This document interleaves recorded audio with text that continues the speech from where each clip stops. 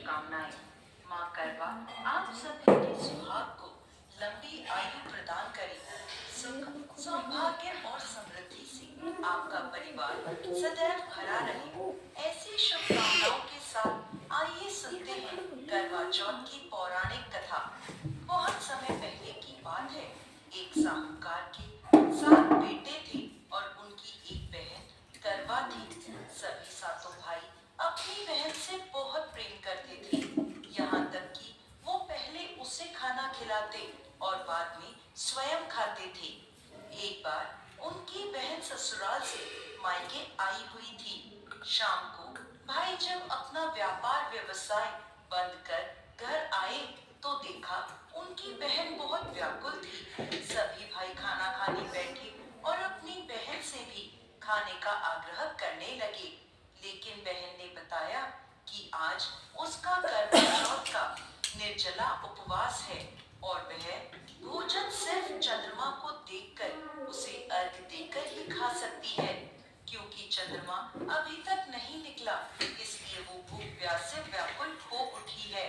सबसे छोटे भाई से अपनी बहन की ऐसी हालत देखी नहीं जाती और वह पीपल के पेड़ पर एक दीपक जलाकर चलने की ओट में रख देता है।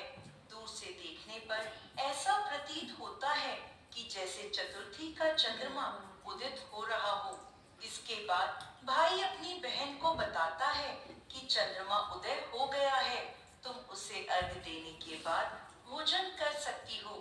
बहन खुशी के मारे भाभीियों के पास भागी भागी गई और कहने लगी, भाभी भाभी चलो चंद्रमा उदय हो गया, अर्घ देकर व्रत खोलते हैं। सभी भाभियां बोली, नहीं नहीं बहन, ये तो तुम्हारा चंद्रमा निकला है, तुम इसे अर्घ दे दो, हमारा चांद तो बाद में निकलेगा। बहन की कुछ समझ नहीं आया, परंतु भाइयों के कहने पर वो सीढ़ियां चढ़ चंद्रमा को देखती है, उसे अर्घ देकर खाना खाने बैठ जाती है। पहला निवाला मुंह में रखती है तो उसे छींक आ जाती है। दूसरा निवाला मुंह में रखते ही उसमें बाल निकल आता है और जैसे ही तीसरा निवाला मुंह में रखती है कि उसके ससुराल से उसका बुलावा आ जाता है कि जल्द से जल्द वो अपने घर पहुंचे। माँ बेटी को विदा करने के लिए बक्सा खोलती है तो उसमें काले और सफेद कपड़े निकलने लगते हैं। यह देखकर वो घबरा जाती है और बेटी से कहती है कि बेटा, रास्ते में जो भी बड़ा, बूढ़ा या छोटा बच्चा मिले सबके पैर छूती जाना। जैसे ही कोई पूर्ण आशीर्वाद देकर बूढ़ सुहागन होने का कहे तो अपने पल्ले पर गांठ बांध लेना। वो अपनी माँ के कहे अनुसार करती है, परंतु कोई उसे सदा सुखी रहो तो कोई सदा सौभाग्यवती रहो तो कोई पुत्रवती हो ऐसा आशीर्वाद देता है। कोई भी उसे पूर्ण आशीर्वाद नहीं देता। जैसे ही वो अपने ससुराल पहुंचती है तो घर के आंगन में छोटी ननद मिलती है। वो छोटी ननद के पैर छूती है तो छोटी ननद उसे आशीर्वाद देती है, सदा सौभाग्यवती रहो, सदा सुखी रहो, दूधो नाव पूतो फलो, बूढ़ सुहागन हो। ये आशीर्वाद सुनते ही वो अपने पल्ले पर गांठ बांध देती है और अंदर जाती है। जैसे ही अंदर जाती है तो अपने पति का मृत शरीर देखती है। उसे देखते ही वो जोर जोर से रोने लगती है। अब जैसे ही उसके पति को अंतिम संस्कार के लिए ले जाने लगते हैं तो वो जिद कर उनके साथ जाने को कहती है। सभी उसे अपने साथ ले जाते हैं। चिता को अंतिम अग्नि देने का समय होता है तो वह अपने पति को जलाने नहीं देती। परेशान होकर सभी लोग उसे शमशान में एक झोपड़ी डलवा देते हैं। वो अपने पति के शव को लेकर वहां बैठ जाती है और उसकी देखभाल करती रहती है। उसकी छोटी ननद रोज उसके पास आया करती और उसे खाना दे जाया करती थी और वह सुबह शाम अपने पति की साफ सफाई करती और उसके पास बैठी रहती। अब वो हर महीने की चौथ का व्रत करने लगी। व्रत करती, चंद्रमा को अर्घ देती और जब जोत करने बैठती तो चौथ माता प्रकट होकर कहती, करवा ले, घनी बुखारी करवा ले, भाइयों की प्यारी करवा ले। तो वह उनसे अपनी आयु मांगती तो हर महीने की चौथ माता उसे ये कहकर वापस चली जाती कि तेरा सुहाग हमने नहीं, सबसे बड़ी चौथ माता ने लिया है, तू उन्हीं से अपना सुहाग वापस मांगना। ऐसे ही अश्विन माह की चौथ आई तो करवा उनसे कहने लगी, माता, मैं 12 महीने से यहाँ बैठी चौथ का व्रत कर रही हूँ, अब तो मुझे मेरा सुहाग वापस लौटा दे। अश्विन की चौथ माता बोली, तेरा सुहाग मैंने नहीं लिया, मुझसे बड़ी कार्तिक की चौथ माता तुझसे नाराज है। यदि तू अपने पति के प्राण वापस चाहती है तो उनके पैर पकड़ लेना और छोड़ना मत।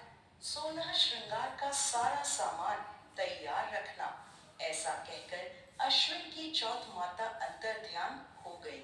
अब जब कार्तिक की बड़ी चौथ माता आई तो करवा ने अपनी छोटी ननद से 16 श्रृंगार का सुहाग का सारा सामान मंगवाया। जब ननद ने जाकर माँ को यह बात बताई तो सास बोली, लगता है पागल हो गई है, जो मांगती है दे आ। छोटी ननद सुहाग का सारा सामान लेकर करवा को दे आती है। अब वह करवा चौथ का व्रत रखती है, चंद्रमा को अर्घ देती है और जैसे ही जोत करती है तो कार्तिक की बड़ी चौथ माता प्रकट होती हैं और कहने लगती हैं, करवा ले, घड़ी बुखारी करवा ले, 7 भाइयों की प्यारी करवा ले, दिन में चांद उगाने वाली करवा ले। उसने चौथ माता के पैर पकड़ लिए और बोली, माँ, मेरा सुहाग मुझे वापस लौटाओ। ये सुन चौथ माता बोली, अरे तुझे सुहाग से क्या काम, तू तो बहुत भूखी है, 7 भाइयों की प्यारी बहन है।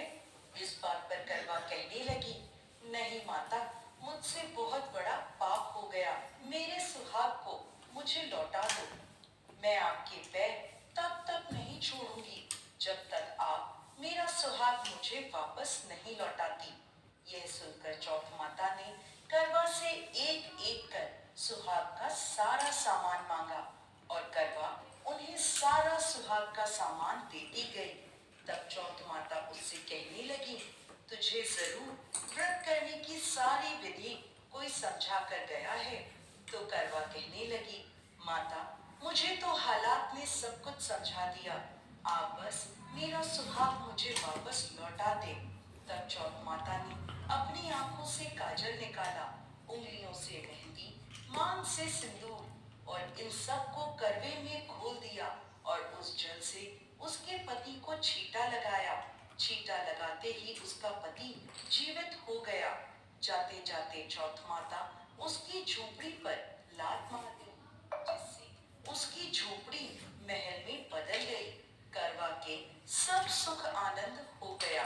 शाम को जब छोटी ननद भाभी के लिए खाना लेकर आई तो देखती है कि भाभी की झोपड़ी तो कहीं है ही नहीं।